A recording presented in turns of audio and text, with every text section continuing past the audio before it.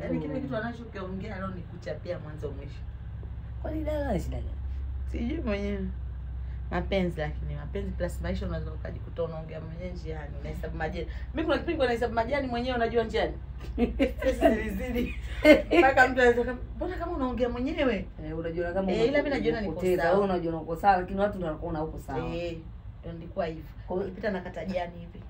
Kama wale watu wanaochezesha. Ndio namuona hivyo shoga yako sasa hivi. Maisha. Ila wewe una stress. Kichao. Yaani mimi niwezi kuwa na stress na ile na stress na. Yaani kwa sababu kujua unaona ni maneno ya topi. Kabisa kaida. Kwani dawa ukimwona ana kile kinini analaza ulimi akiongea. Ukiona kimemshika sana iko.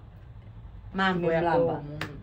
Stress useme, lakini tukushauri sio ukafa. Mimi bwana hapa ipa mwanaume hataki kupenda. Nani akipata bwana za kumpiga mashuti yani. Anajiamini sana yani. Na nifundisha kuwa romantic mimi. Eti kupata mwanaume amna kuni yani upigana tu na wewe mwanaume sikuletee ujinga. Mimi nina jini la kupenda kiukweli. Shoga kuna watu ambao nilikuwa nafikiriaga ni wanafiki ila sikuwahi kuwa nani kuprove huyu mbwa. Kwani au mjinga mnafiki.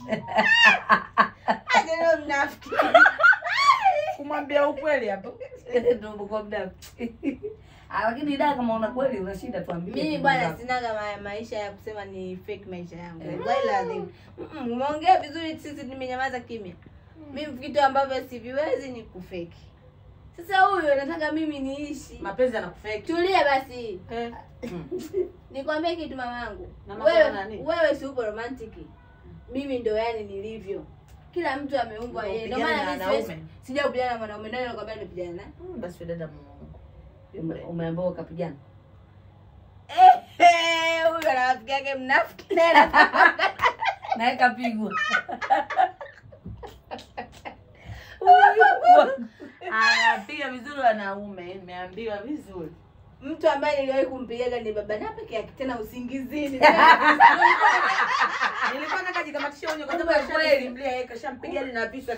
Mimi napenda tena afunge mlango. Yaani kwa mlango ndo mimi napenda hivyo. Baba mwenyewe alipiga usingizini, yani unimpiga sawa nini? Kanizingua, nimekuta message zake za kijinga.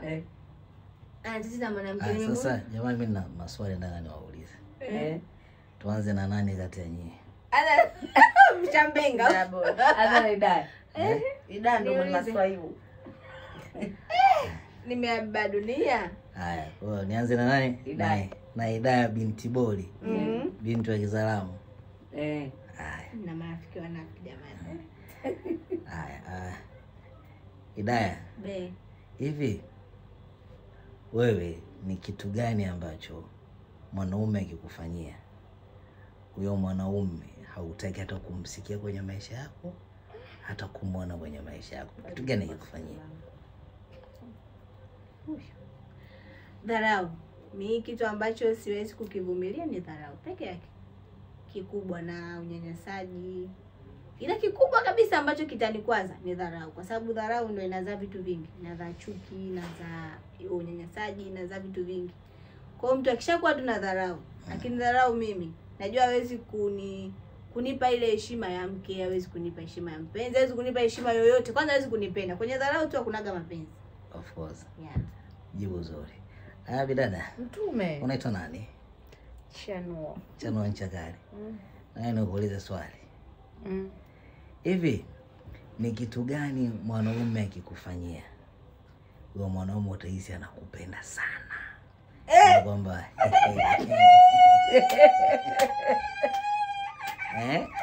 au utahitaji kumpoleza kwenye dada ino sura? Dada. Sawa yako. Mbona mimi nimeuliza swali hilo? Jibu. Mbona mimi nimeuliza swali leo ukasema nitamani? Hii ni kinyume tu cha swali la Idaya. Idaya kwamba kitu gani kibaya, kitu gani kizuri. Yaani akifanya unahisi kabisa kwamba mimi hapa napenda. Romantic, ndio maana nimeuliza swali. Okay. Dada mwenye dada romantic. Ni kitu gani tuambie? Akide heshima. Heshima. Akifanya heshima anakuwa maliza kila kitu. Kweli? Hata kama ana hela. Kweli. Kwa nini napenda mtu kwa sababu yake? Sijasema hivyo. Mpaka interview kama umeichukulia serious. Mimi heshima tu. Heshima. Akinifanyia heshima hata kama akisema tulale chumba kina umeme na lala. Ila kweli. Anasema yale kweli.